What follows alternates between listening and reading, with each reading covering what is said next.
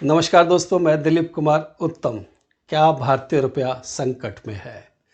भारतीय रुपया अगर संकट में है तो रिजर्व बैंक ऑफ इंडिया, जो भारत का केंद्रीय बैंक है, इस और क्या कदम उठा रहा है, आज हम उस पर चर्चा करते हैं, उस पर एक बात करते हैं। भारतीय रुपया दबाव में है और रिजर्व बैंक ऑफ इंडिया इसे स्थिर करने के लिए कदम उठा रहा है, लेकिन इसका हमारी अर्थव्यवस्था पर क्या प्रभाव पड़ेगा? क्या हमें मुद्रास्फीति यानी कि इन्फ्लेशन, जिसको हम महंगाई के नाम से भी बुलाते हैं, और विदेशी मुद्रा भंडार फॉरेन एक्सचेंज रिजर्व्स या इकोनॉमिक ग्रोथ आर्थिक वृद्धि की चिंता करनी चाहिए? आज के वीडियो में मैं रिजर्व बैंक ऑफ इंडिया की रणनीति, इसका व्यवसायों और उपभोक्ता पर प्रभाव और रुपये के भविष्य का विश्लेषण करूंगा। दोस्तों, अब बात करते हैं रिजर्व बैंक ऑफ इंडिया की रणनीति के बारे में। स्थिरता यानी कि रुपया की स्थिरता क्यों आर्थिक वृद्धि से अधिक महत्वपूर्ण है? आइए रिजर्व बैंक ऑफ इंडिया की हालिया कार्रवाई से शुरुआत करते हैं। केंद्रीय बैंक विदेशी मुद्रा फॉरेन एक्सचेंज मार्केट में हस्तक्षेप कर रहा है ताकि रुपये के अत्यधिक अवमूल्यन को, डेप्रिसिएशन को रोका जा सके। यह डॉलर बेच रहा है और रुपया को कमज़ोर होने से बचाने के लिए विदेशी मुद्रा भंडार का उपयोग कर रहा है। जैसा कि हम सभी जानते हैं कि reserve bank of India foreign exchange reserve का कस्टोडियन है और इस पर वह फैसला सरकार के कहने पर आगे कदम बढ़ाता है। इसके मुख्य बिंदु है, रिजर्व बैंक ऑफ इंडिया को स्थिर करने के लिए डॉलर बेच रहा है, यानी कि रुपया को स्थिर करने के लिए डॉलर बेच रहा है रिजर्व बैंक ऑफ इंडिया।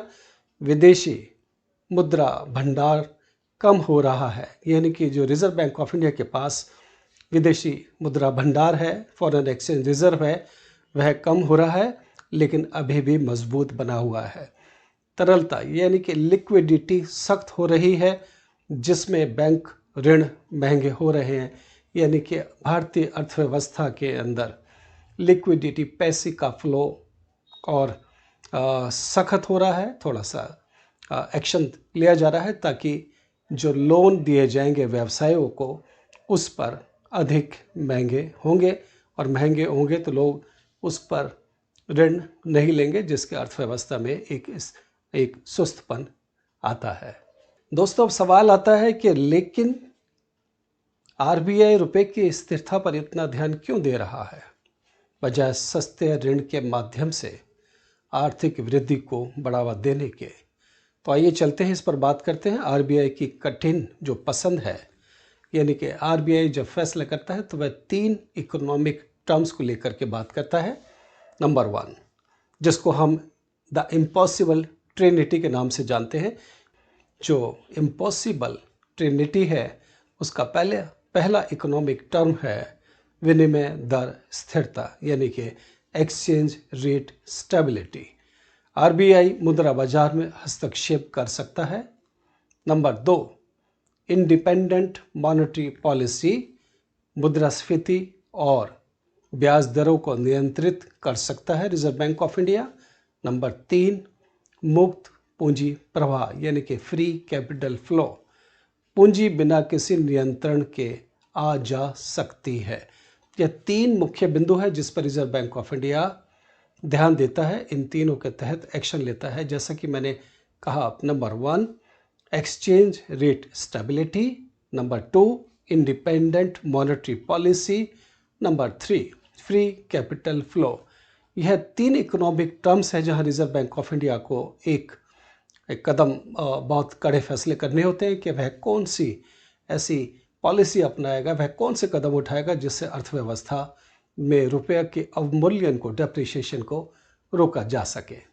तो दोस्तों, रिजर्व बैंक ऑफ इंडिया रुपये की स्थिरता पर इतना चिंतित है, वह अपना फॉरेन एक्सचेंज रिजर्व से डॉलर को बेच रहा है और भारतीय अर्थव्यवस्था की चिंता कम करके आगे कदम बढ़ा रहा है। इसके लिए अर्थव्यवस्था पर प्रभाव क्या पड़ता है, कौन लाभ में है, कौन विनर है और कौन नुकसान में है, यानी कि कौन लूज़र है। आइए इस पर बात करते हैं। रिजर्व बैंक ऑफ इंडिया की रुपए की रक्षा रणनीति में अर्थव्यवस्था में कुछ को लाभ होता है और कुछ को नुकसान। आइए इसे समझते हैं। जिन्हें फ़ायदा होता है यानी कि विनर्स, हमने यहाँ पे दिखाया है कि विनर्स किस तरह से है। विनर्स यानी कि हम कह सकते हैं कि इम्पोर्टर्स जो आयात करते हैं, आयातक होते हैं। मजबूत रुपया सस्ते कच्चे माल को सुनिश्चित करता है, यानी कि जब रुपया मजबूत होता है तो इम्पोर्टर को उसका फ़ायदा होता है, यानी कि उसको कच्चा माल सस्ता मिलता है और इससे उसको लाभ होता है। और भारतीय उपभोक्ताओं को जब कम कीमत में तेल इंपोर्ट करता है अर्थव्यवस्था, तो उससे उपभोक्ताओं को फ़ायदा होता है और महंगाई मुद्रास्फीति में भी लाभ होता है, यानी कि महंगाई कम होती है। यह विनर्स हैं, यानी कि लाभार्थी हैं। इस तरह के रुपया को अगर मजबूत की नज़र से देखा जाए, अगर रुपया मजबूत है तो उसमें कुछ लूजर्स भी हैं, जैसे एक्सपोर्टर यानी कि नुकसान उठाने वाले होते हैं। रुपया मजबूत होने से भारतीय सामान को वैश्विक स्तर पर यानी कि ग्लोबल लेवल पर काफ़ी कंपटीशन देखना होगा और यह एक्सपोर्टर को माल महंगा बना देता है, यानी कि उसका माल जो है ग्लोबल स्तर पर, ग्लोबल मार्केट पर महंगा होता है। इससे उसका नुकसान होने की संभावना बनी रहती है एक्सपोर्टर की। तो दोस्तों, रिजर्व बैंक ऑफ इंडिया रुपए के अवमूल्यन को बचाने के लिए भारतीय अर्थव्यवस्था की वृद्धि दर को भी इग्नोर करता है और इसके तहत हम ये जानना चाहेंगे कि रुपए का भविष्य अब क्या होगा। क्या वह ऊंचाई पर जाएगा या स्थिर बना रहेगा या उसका अवमूल्यन और तेज़ी से होगा। तो आइए इसको समझते हैं। अब सबसे बड़ा सवाल, भारतीय रुपये का भविष्य क्या होगा। क्या आरबीआई रुपए के अवमूल्यन को डेप्रिसिएशन की अनुमति देगा या इसे बचाने के लिए विदेशी मुद्रा भंडार खर्च करता रहेगा। यानी कि रिजर्व बैंक ऑफ इंडिया के पास जो फॉरेन एक्सचेंज रिजर्व है उसको इसी तरह से बेचता रहेगा अंतर्राष्ट्रीय स्तर पर, ताकि रुपये के डेप्रिसिएशन को बचाया जा सके। तो हम कुछ बिंदुओं पर बात करते हैं, कुछ सिनेरियो बनते हैं इस पर रिजर्व बैंक ऑफ इंडिया के इस कदम से। चूँकि हम बात कर रहे हैं कि रुपए का भविष्य क्या होगा, पहला सिनेरियो जो बनता है, रिजर्व बैंक ऑफ इंडिया के अवमूल्यन की अनुमति देता है।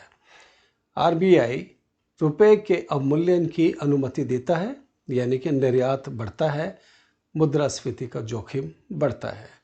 सिनेरियो 2 जो बनता है, आरबीआई रुपए की रक्षा करता है, भंडार कम होता है, कर्ज महंगा होता है। सिनेरियो 3, वैश्विक बाजार स्थिर होता है, आरबीआई संतुलन बनाता है। लेकिन इन तीनों के सिनेरियो में रिजर्व बैंक ऑफ इंडिया को यह फैसला करना होता है कि किस तरह की वह स्ट्रेटेजी रणनीति अपनाएगा। तो दोस्तों, अंत में इसका निष्कर्ष हम निकाल सकते हैं कि किस तरह से रिजर्व बैंक ऑफ इंडिया रुपये की स्थिरता और आर्थिक वृद्धि के बीच संतुलन बना रहा है। सो दोस्तों, इस तरह हम संक्षेप में यानी कि इसका एक निष्कर्ष निकाल सकते हैं कि रिजर्व बैंक ऑफ इंडिया रुपये की स्थिरता और आर्थिक वृद्धि के बीच संतुलन बना रहा है। इसका मौजूदा ध्यान रुपये को मजबूत बनाए रखने पर है, लेकिन इससे व्यावसायिक गतिविधि धीमी हो सकती है, यानी कि इकोनॉमिक एक्टिविटीज़ में थोड़ा सा धीमा चाल बन सकता है और भारतीय अर्थव्यवस्था की जो वृद्धि दर है उस पर इम्पैक्ट, उस पर असर हो सकता है। क्योंकि रिजर्व बैंक ऑफ इंडिया जब अपने फॉरेन एक्सचेंज रिजर्व को, अपने रुपये की स्थिरता को बचाने के लिए जब कदम उठाता है, तो उसे दूसरी ओर आर्थिक वृद्धि पर भी बैलेंस बनाकर चलना होगा और अपने हिसाब से उसको बैलेंस करते हुए फैसला करना होगा कि किस तरह से रुपए का भविष्य होगा।